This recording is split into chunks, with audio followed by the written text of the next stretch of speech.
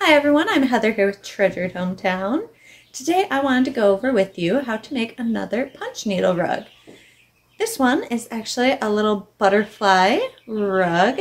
This one I actually used by taking a SVG file that I had onto my device and cut that out to create this, and then just colored it in with different color yarns.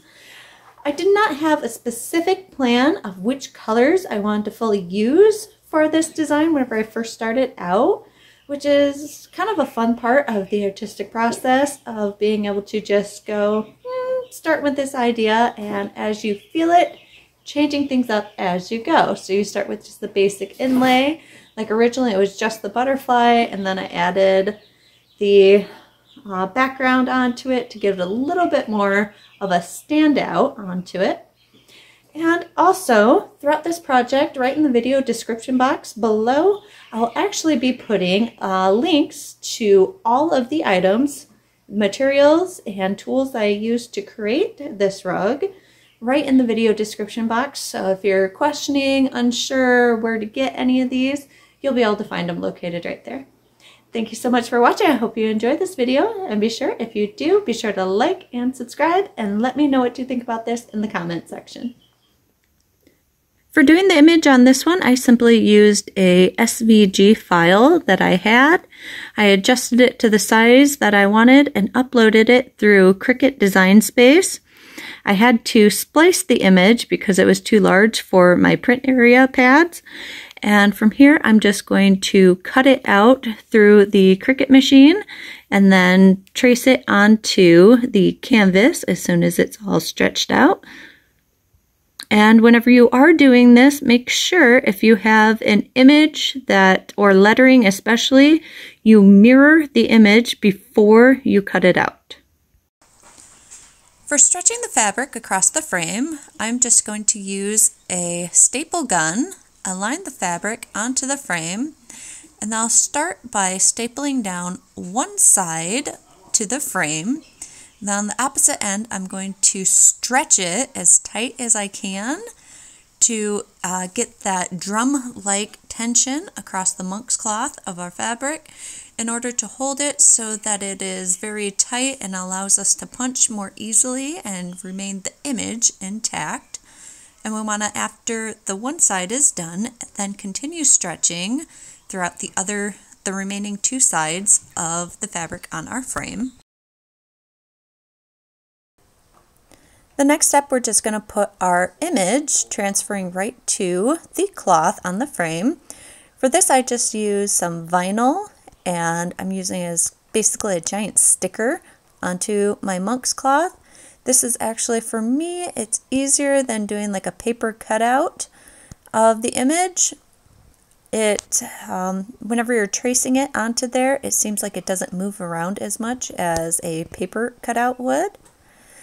Now it also, because it is slightly sticky, it does allow me to move the image around because I splice it together in two different pieces due to the size.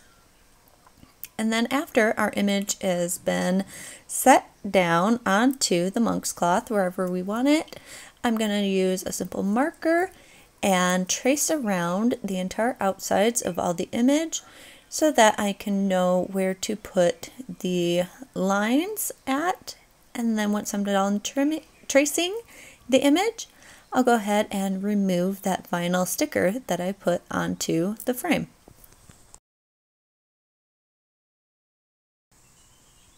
When I begin tufting onto the rug, I like to begin first starting off with doing the basic outline of the entire piece.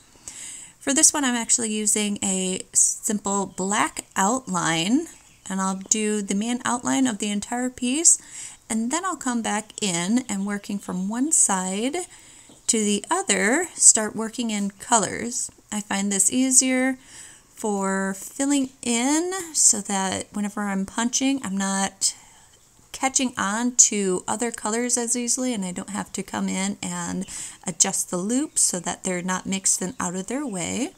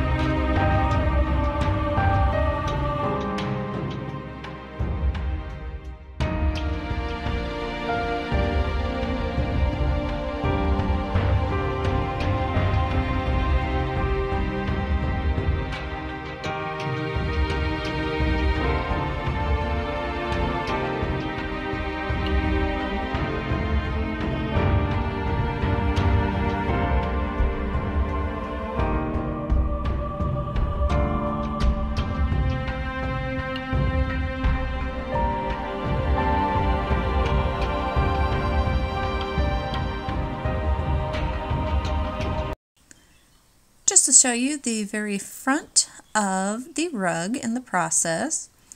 Now here I've actually added to the image, which was just the butterfly, and decided I wanted to add like a little flower into the background. So I just drew a little additions for the petals and picked my colors and just started punching in all of those for the back. Now with your rugs, you can change things along the way if you'd like. Personally, I like to, start with a basic idea and then just let it grow from there as I'm going along.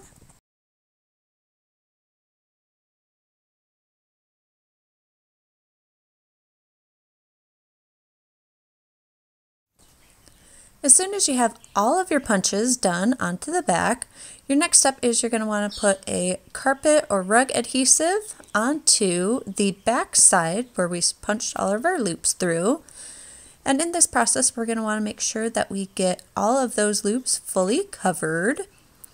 And then we'll want to let it sit and dry or cure.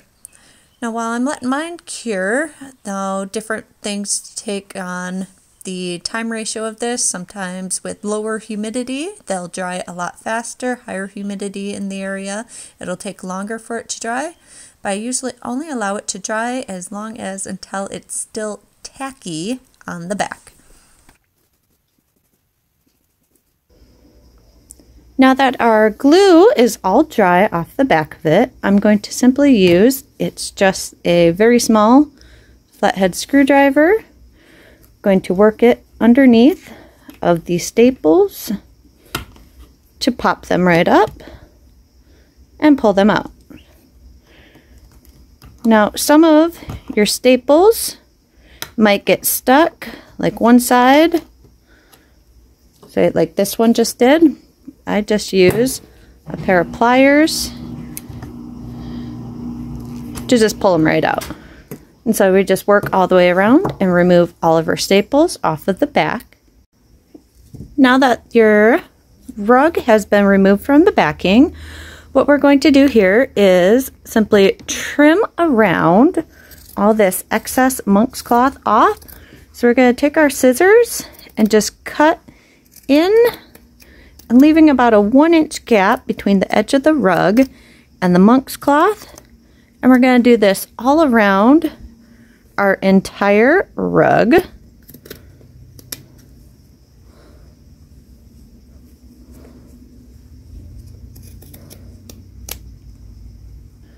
From here, what we're going to do is we're going to be doing the edging around for our rug. So like right here where it's going inwards, because we have the edge of the rug and it comes up with the other flower petal, take our scissors and just cut the monk's cloth into that corner. Now, because this is still very tacky, I'm just going to take it and fold it over. So it's like it already has an adhesive onto it, because it takes a few days for it to really fully 100% cure and not be tacky. So I'm just using it to basically my little advantage of this. And you're just going to walk all the way around the entire edge of your project. Now if yours is not tacky, then we'll just go ahead and use an adhesive. You can use an adhesive spray, or personally I usually use a glue gun for any little spots that need extra glue. And now like see how this was up? I just gave it a quick little snip so that it didn't deform the image that I have on the other side of the rug. And then up top here, all this extra, we can just go ahead and trim that right off and continue working around until we have all the sides put down and together. And you might need to come back, like right here, here's a bunch of extra non-tacky monk's cloth. You can trim it off, or you can get some adhesive and finish tacking all that down. There's several different spray adhesives. I know some like the Gorilla Glue spray adhesive. It's completely up to your choice. I don't have yet a go-to, absolutely must do this specific adhesive spray or alternate, so I just use and plan and make sure I use the partial tack left over from the back of the rug. All right, now that we've got all of the edges folded over, now what we're going to do is apply our backing. I am simply using a felt backing for my rugs. You can use also a non-slip backing where you can purchase those very easily and attach to the back, but for me, I'm just using felt. Now for this, I'm also using with that tack I had on the back to smooth and stretch the felt throughout the back of our piece. So it actually helps because it is so tacky, it's actually going to adhere right to the felt backing, so I won't need additional spray adhesive. Now, if you don't have your backing glue still super tacky to attach to, you'll want a spray adhesive or any other type of adhesive to attach. Now, what we're going to do is just like we did with the other, we're going to simply trim out the fabric around the edges. This I find is a little bit time consuming, for me at least, because I like to get it pretty much right in there and perfect. And I want to put an adhesive. I've used in the past glue gun, or you can use a spray adhesive right into there and trim it directly to the edge and glue down so you have a nice backing flush right to the edge of the material, and go all the way around the entire back of your rug. Now from here, once you have your backing and everything laid onto the rug, you'll be able to see just this. All of your monk's cloth would be hidden, and we just see the edges right here of the rug poking around. And here we are with our entire rug all finished up. Thank you so much for watching. I hope you enjoyed this video. If you did, be sure to leave it a little thumbs up, like, let me know in the comment section what you think. And if you have yet to subscribe, go ahead and hit that little subscribe button with that bell notification next to it so you can get a heads up every time I post a new video. Thank you so much. Have a wonderful day.